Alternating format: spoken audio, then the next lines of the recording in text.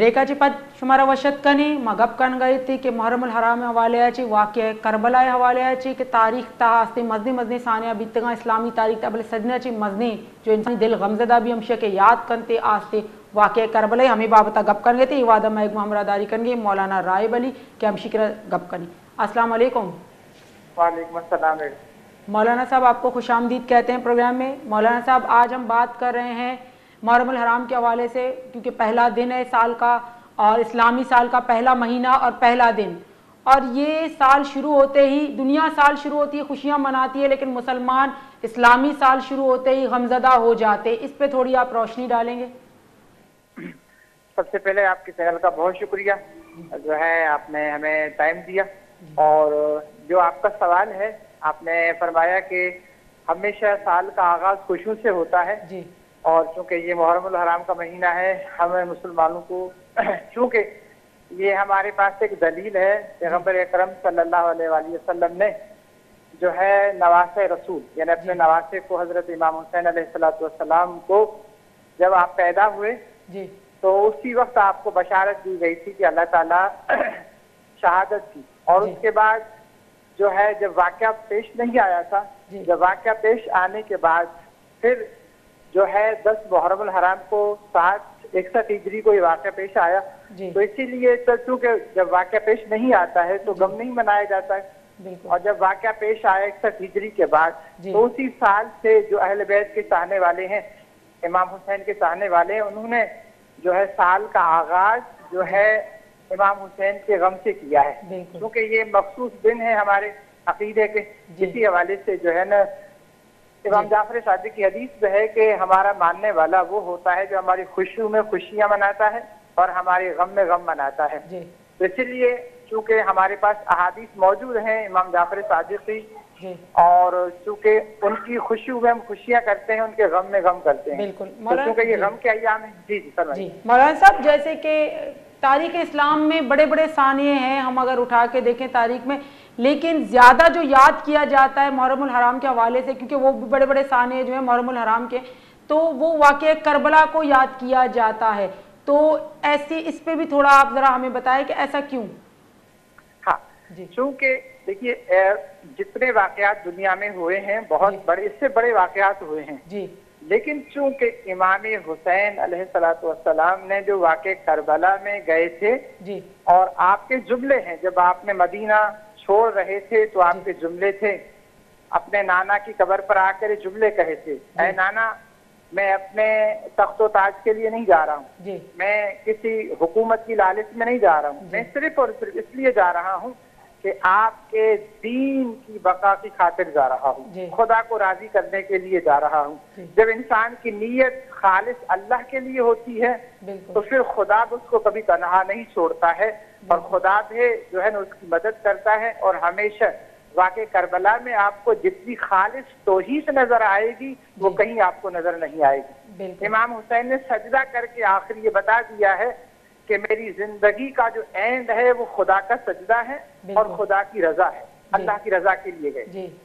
अच्छा मौलाना साहब, नबी करीम सल्लल्लाहु अलैहि वसल्लम जो है वो 11 हिजरी को दुनिया से पर्दा फरमा गए, उनके 50 साल बाद यानी कि 61 हिजरी को वाक़या करबला, तो उस दौर तो मुसलमानों का काफ़ी शानदार दौर था, बड़ा उरूज पर था, मुसलमान हावी भी थे। उसके बाद उस दौर के मुसलमान जो थे वो देखते भी थे कि नवासा रसूल है, और रसूल करीम सल्लल्लाहु अलैहि वसल्लम इतनी मोहब्बत भी करते थे कि उनको जन्नत के सरदार कहा गया था नौजवानों के।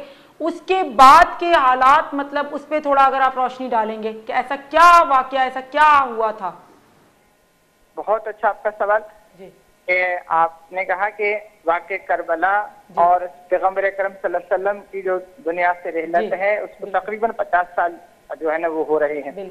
तो अगर हम इसमें दरमियान में देखें दरमियान में बहुत अच्छे दौर आए हैं, और फिर इस्लाम के ऊपर वो लोग मुसल्लत हो गए थे, खुद पैगंबर की हदीस भी थी इस हवाले से कि मेरे बाद कुछ ऐसे मुसल्लत हो जाएंगे कि जिनका दीन से कोई ताल्लुक नहीं होगा। उनमें से यजीद था, और यजीद जो है उस किरदार का नाम है जिसके ये जुमले थे कि न कोई पैगंबर पर वही नाजिल हुई है, न कुरान नाजिल हुआ है, यानी कि यजीद के जुमले से आप अंदाजा कीजिए कि न पैगंबर की नबूवत के कायल थे और न वही इलाही के कायल थे। वो कहा करते थे अपनी महफिलों में कि न पैगंबर के ऊपर कोई वही, न कोई जो है इनके ऊपर कुरान नाज़िल है, ये उनका ढोंग है। आप अंदाजा कीजिए कि कितने मुसलमान जो है वो बदल गए थे। लाजिम बात है, जो है मुसलमान जब बदल जाता है तो फिर कुर्बानी देने के लिए कोई ना कोई तो आ जाए। तो फिर नवासे रसूल ही थे उस जमाने में जो ये कुर्बानी दे सकते थे, और खुद पैगंबर की उनके लिए बशारत में है।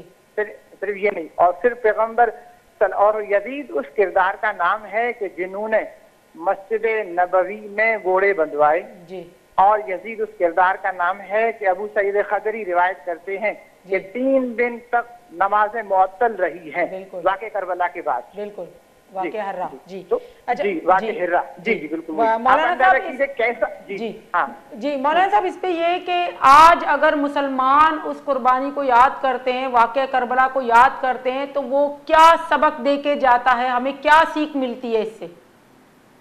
बहुत अच्छा सवाल आपका। हमें ये सबक मिलता है, सबसे पहले पैगंबर ही से हम शुरू करेंगे। पैगंबर वो हैं तमाम मुसलमान जिसका हम कलमा पढ़ते हैं, ठीक। फिर हमें देखना है पैगंबर किन से मोहब्बत करते थे, और खुद हदीसें मौजूद हैं, अहले सुन्नत अहले तशरीह किताबों के अंदर मौजूद हैं। जैसे आपने शुरू में कहा कि एक हदीस है पैगंबर की, अल हसन वल हुसैन सैयदा शबाब अहले जन्नत, बिल्कुल, मेरा बेटा हसन, मेरा नवासा हुसैन, ये दोनों जवानाने जन्नत के सरदार हैं, ठीक है।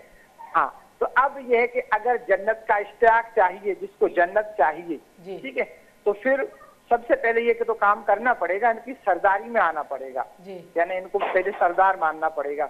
तो हमें चाहिए कि सबसे पहले पैगंबर, और पैगंबर के बाद जो हमारे लिए सबसे आइडियल हैं वो जिनके लिए खुद पैगंबर बशारत देकर गए थे, यही मेरे जो है ना दोनों नवासे जो है, अगर कहीं खड़े हो जाएं तब भी इमाम है, अगर बैठ जाएं तब भी इमाम है। तो चूंकि इनको अल्लाह ने अल्लाह की तरफ से इमामत बता हुई है, और पैगंबर ही की जो बशारत से अल्लाह ने इनको बहुत सारे फजाइल से नवाजा था। तो हमें चाहिए कि हम पैगंबर के बाद अगर किसी के लिए कोई आइडियल है तो वो इमाम हुसैन की जात है, इमाम हसन की जात है, मौला अली अलैहिस्सलाम की जात है, ठीक है। इन्हीं को देखते हुए अगर हम इनसे मोहब्बत करेंगे तो तमाम मुसलमानों के लिए ये वो चेहरे हैं, ये वो चीजें हैं कि हम जो है ना इनके सीरत के ऊपर चलकर भी एक मुसलमानों में इत्तेहाद और इत्तेफाक की फिजा कायम हो सकती है। बिल्कुल जी मौलाना साहब, लेकिन आने वाली हमारी जनरेशन को हम किस तरह से वाक़े करबला की सीख दे सकते हैं? जो आने वाला वक्त है उनको कैसे हम बताएं कि आखिर वाक़े करबला है क्या, उसके अंदर क्या क्या चीज़ें पोशीदा हैं? क्योंकि बाज़ लोगों को इसकी पोशीदगी का अभी तक पता नहीं है कि क्या करना है क्या नहीं करना। तो हम बच्चों को, जो आने वाली जनरेशन है, ज़ाहिर तालीमात की तो उनको जरूरत है, उनके लिए हमें क्या अहकामात करने चाहिए और हुकूमत की तरफ से क्या होना चाहिए? देखिए, सबसे पहले जो हमें अगर जो है ना इस्लाम को समझना है तो पैगंबर ही से शुरू करेंगे। इस्लाम को समझना है तो जिसके ऊपर किताब नाजिल हुई है उसको समझना है। उसके बाद जो है हमारे लिए सबसे जो हस्तियां हैं, आइडियल है, यही हस्तियां हैं, और इनके लिए जरूरी है कि हम इनकी सीरत को पढ़ें, यानी बालातर होकर फिक़हों से, बालातर होकर सिर्फ इंसानियत। वाक़े करबला को हम पढ़ी, वाक़े करबला क्यों वक़ू पजीर हुआ, सबब क्या था, उस वक्त के हालात क्या थे। जब हम इस गहराई में जाएंगे तो यकीनन हमें एक सबक जरूर मिलेगा कि ऐसा वक्त आया था इस्लाम के ऊपर कि कलमा गो तो थे लेकिन इस्लाम तो था, लेकिन रूह इस्लाम न था। इबादतें थी लेकिन जो असल इबादत थी, जिसको रूह इबादत कहा जाता है, वो खत्म हो चुका था मुसलमानों से। और इस वाक़े करबला में आकर उस जो है हकीकी इस्लाम को अपना खून देकर एक दफा जावेदा जिंदगी जो है बख्शी है। इसीलिए अल्लामा इकबाल का शेर है कि इस्लाम के दामन में इसके सवा क्या है, एक सजदा शबीरी, एक ज़रबत यदुल्लाही। बिल्कुल, ठीक है। हाँ, तो ये सजदा शबीरी जो है, ये हमें समझना है कि इमाम हुसैन ने जो सजदा दिया था खुदा पाक को, ये सजदा क्या था। सजदे को अगर हम समझ लिया तो खुद ब खुद जो है वाक़े करबला में समझ में आएगा। बिल्कुल बिल्कुल, ठीक है। लास्ट सवाल है मौलाना साहब आपसे कि आजकल के दौर में अगर ऐसे जाबिर हुक्मरान, ऐसे जालिम हुक्मरान, इस तरह के लोग अगर ऐसे हुक्मरान होते हैं तो उनके ज़ाहिर है आपको पता है कि हज़रत इमाम हुसैन जैसा तो शख्सियत ना कभी आई है ना कभी आ सकती है, वो तो एक जन्नत के सरदार हैं, उन जैसा तो कोई नहीं है कि वो डट जाएंगे और हक की। लेकिन आजकल अगर कोई मुसलमान हक की आवाज़ बुलंद करता है तो वो किस तरह से करे, कैसे इन जालिमों का मुकाबला करे? हाँ, सबसे पहले अगर कोई मुसलमान जो है ना हक की आवाज़ बुलंद करना चाहता है तो सबसे पहले उसको वाक़े करबला को उस गहराई से पढ़ना पड़ेगा जी। और उसके लिए जो है ना नवासे पैगंबर की सीरत को अच्छे तरीके से यानी समझना होगा। और उसके बाद जब इंसान हक की आवाज को बुलंद करता है तो बातिल कुव्वतें तो उसके सामने आती हैं जी। जैसे हमारे नबी अकरम सल्लल्लाहु अलैहि वसल्लम ने मक्का मुअज़्ज़मा में जो है ना इस्लाम का ऐलान किया था, तो आप सल्लल्लाहु अलैहि वसल्लम को किन मुसीबतों का, किन तकालीफ का सामना करना पड़ा जी। देखिए, हक की आवाज में ये तो आपको कुर्बानी देनी पड़ेगी हर सूरत के अंदर, बिल्कुल, चाहे वो जो है ना अपना खून देना पड़ेगा, अहलो अयाल का खून देना पड़ेगा।